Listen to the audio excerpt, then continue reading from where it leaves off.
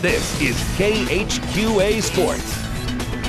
And tip-top the evening, everybody, and welcome to Sports Final, where once again tonight it's time for the Tuesday night speed round. Up first, Palmyra trying to end a run of program futility against Quincy Notre Dame with just 2 wins in their last 25 tries. How would things go tonight? This an indication. Trevor Menny, the first time he's shooting free throws, he had the plug in for the bloody nose. Second time, a mouse over his eye that would have made Dr. Ferdy Pacheco proud. Q&D salvaging things early on in this one. It starts right here with Carter Cramsey letting fly from 3. Then Austin Ritter with a great take right here. It's a 9-2 run in favor of the Raiders to open things up. It would grow with that margin. Here it's Ritter with a beautiful pass inside to Justin Bodorf. Great take for him. Bodorf hot off the bench yet again. He is like Vinny the Microwave Johnson with his off the bench play. Great offense right there. Skylar Klein right here, the pull-up 3, finally breaks the streak, but it's a 15-point lead for Q&D at that point. Palmyra never really recovered from that bad 12 minutes. They played really well down the stretch. Brian Copley and Q&D, though, too much in this one as the Raiders win and win handily down the stretch. 84-78 is your final. And now, here's Will Wilson. Well, we'll stay in the show me state right now. Zach Summers in Knox County hosting Milan tonight. A battle of unbeatens in the conference and this ball game. And I'll tell you what, this one was never very close. Knox just hit the gas pedal. Seti Boone ready to roll from the get-go in this one. He'd start early, finding Noah William off the inbounds pass. Mr. William banks that one in. Then Boone going to show you his athleticism. Catches it at the top of the key. And how about this? Scoop shot from him as he gets the finger roll rolling right there. Nick Edwards going to be coming back down the floor in transition. Little stop and pop. Uses the window. Nice stuff, Mr. Edwards. Way too much Knox tonight, though. Kyle Strange going to be working the cutter. Catches that one. Finishes it off. He had 19 and 11 on the night as Knox County, they roll over Milan tonight, 63-30. Plenty of scores to get to you, so let's get to them right now if we can. Scotland County a winner tonight, 52-38 over Putnam County. Canton back to their winning ways as they win big over South Shelby. Kay McKenzie, 34 points in that ball game. Schuyler County gets it done over North Shelby, 59-52. Monroe City, a nice win tonight over Mark Twain. Logan Minner drops in 18 points. Van Far over North Callaway, 81-74. And Hannibal loses by 10. Dylan Powell, 14 points in that ball game. Let's head back over here to Illinois. West Hancock hosting Monmouth Roseville in this one. And Drew Hardy, the heart and soul of this team. Casey Crum going to get things going for the Titans early. Driving, nice little bank shot off the window. Monroe's started hot from the field in this one, hitting everything in sight. Titans going to find themselves in an early hole. Then they dig themselves out. Thanks to this man, Mr. Andrew Hardy. He would get that one to go off the window. He doesn't stop there. Cole Fox going to find Mr. Hardy. Bangs home the 3. He'd have 4 threes on the night, but Monroe would come back in the second half, and they would take down West Hancock 58-49. How about Pittsfield and Griggsville tonight? Corbin Personette can do it all for the Suck. He's the big man, only a sophomore. Joseph Myers, he can ball as well for Griggsville, and it was the Tornadoes coming out hot in this one. Caleb Bradshaw, top of the key, nothing but nylon for number 21, and then back comes Myers down the floor, catches this ball in the interior. Strong moves from him. Pittsfield going to start to get things going from there. Tanner Ashburn going to catch the outlet pass right here. Nice balance from him as he banks that one home. Corbin Personette going to start hitting threes as well for the Sockies, but Griggsville too much in the second half in this one as they get it done over Pittsfield tonight, 63-55. Over to Chris.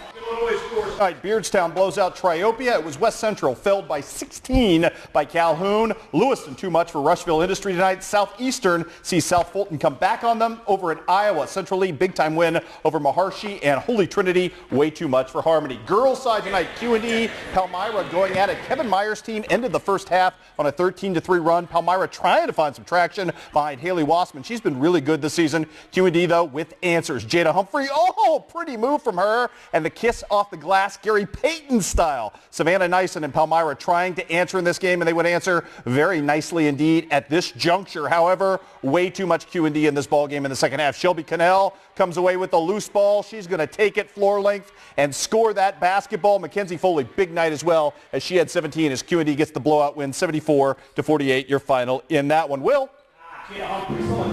Q&D, but we head over to Knox Milan girls. Keith Goodhouse team coming off their second place finish at the Unity tournament this past weekend. Alex Hamlin was working it inside. She'd eventually get the rebound. Strong putback for her. She had a big night for the Lady Eagles. We'd see more from Hamlin here. Lauren Dale to Amy Goodhouse. She's going to find Hamlin right there in the interior. Nice pass from her as she finishes that one off. And then off the rebound, Miss Lauren Dale, she would be getting things going as well. Finally gets the rebound and puts that one back. Knox County, no doubt about it tonight. They blow out Milan 60-16. Over to Chris. Iowa tonight, Holy Trinity. Too much for Harmony. It was Mark Twain upsetting Monroe City on the road behind 16 points from Michelle Epperson in Missouri. And also Scotland County, monster night from Chelsea Wood in the victory over Putnam County. 64-38 would be your final in that ball game as well. Let's do some wrestling if we can. Hannibal at home tonight, taking on Boonville. Austin Hawes back healthy at 182. And he was dominant tonight, trying to finish things here in the third period, up 9-2. Austin Hawes, he finally cinches this in, and that, my friends, would help precipitate the victory tonight for the Hannibal Pirates as they win, going away in this one, 59-21, your final. Kyle Meering, also a big-time victory in that one as well. Didn't get a chance to do it at 6 o'clock. Let us do it now. Time to introduce you to the Missouri-Iowa 2014 KHQA Offensive MVP, a young man who averaged nearly a first down and a half per carry this season. Started at defensive back, number 5. He was a permanent and inescapable fixture in the Friday night highlight reel this fall. And yet when it comes to Bowling Green running back Adam Holt, the disconnect between what he accomplished and the credit he received is a bit jarring. You won't find his name on either the Missouri coaches or sports writers' all-state lists, which seems inexplicable. By every measurable statistic, this was the single most dangerous offensive weapon in all of tri-state football this past season. Now you can couch those numbers any way you like.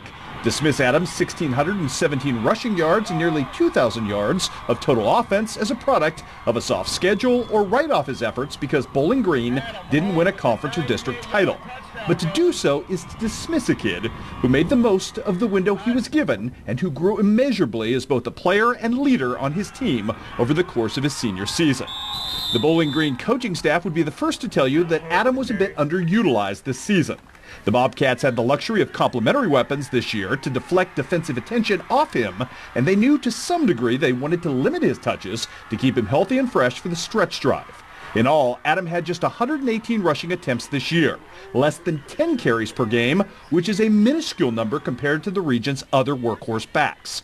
But the per-carry production Adam wrung out of those attempts is darn near historic. He averaged nearly 14 yards per carry this season and scored a touchdown once for every 5 times he touched the football. He was even more explosive in the passing game, averaging 22 yards a reception and reaching the end zone once in every 3 catches. With 30 total touchdowns this season on 133 total attempts, Adam Holt reached the end zone on 22% of his touchdowns this season. That is nothing short of video game type statistical ridiculousness. His intangibles shined as well, where Adam Holt became a leader by example in the weight room and a more vocal force for production within his own huddle. A very, very special and talented player who deserved far more accord.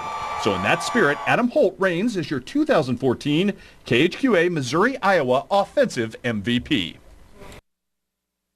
Continue tomorrow. Quincy University at home tonight against Robert Morris, up by just 4 in the first half against an NAI opponent. Here's the Hawks as we better know them. Dalton Hoover touching off a 25-6 run. Herm Senor, wow, top of the key, just busting up the 3. How about some Thomas Jackson? Love the way this kid plays. A little traditional three-point action as he herky-jerky dribbles his way through the entirety of the Robert Morris defense. Then Godson Ngagwe does his thing from the key as well, knocking down the triple right here off the old bounce back. Does he get an assist to himself for that one? Pretty niftily done right there. Then we'll leave you with a little Jamil Jones. All Hawks in the second half. They blow this thing wide open. 101-68, your final in this one as the Hawks pick up the victory and atone for that bad first half. Also, 2 scores to pass along. Culver Stockton loses an exhibition game to Mo Southern. The Wildcats go 0-3 in exhibitions this season, but again, playing up against competition. And the John Wood women today victorious in a matinee affair. 75-47 is your final over Carl Sandburg. Also want to pass along a note. Canton softball coach Logan Stapp